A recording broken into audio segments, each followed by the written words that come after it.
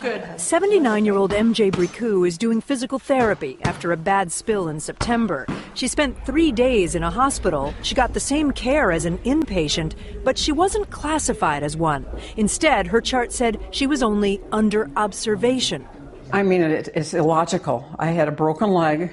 It just didn't make sense at all. What were they going to observe?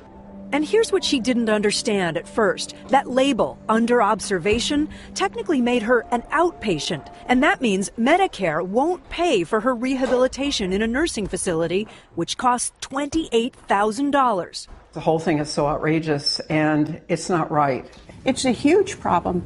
There are over 1 million, almost 2 million people every year who are stuck in this observation status, Alice in Wonderland world. To the patient, to our viewers, frankly, it seems like the hospital shares at least part of the blame for this.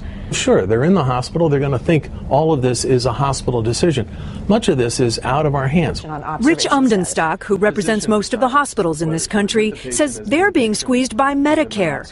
Inpatients cost more, so Medicare aggressively audits the classifications given to patients. If you make the wrong decision, if you admit a patient to inpatient status, and then they determine after the fact, sometimes years later, with additional information the physician didn't have, they will take that payment back. Unfortunately, the patient does get in the middle of this. We wanted to talk to Medicare, but they denied our request for an interview, citing pending litigation on this very issue.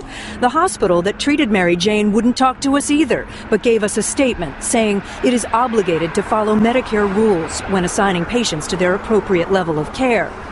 MJ finds the whole thing unfair. She and her husband, who's had Parkinson's for 20 years, just moved in with their son in Dallas to save money. I've worked my whole life, and I'm just appalled.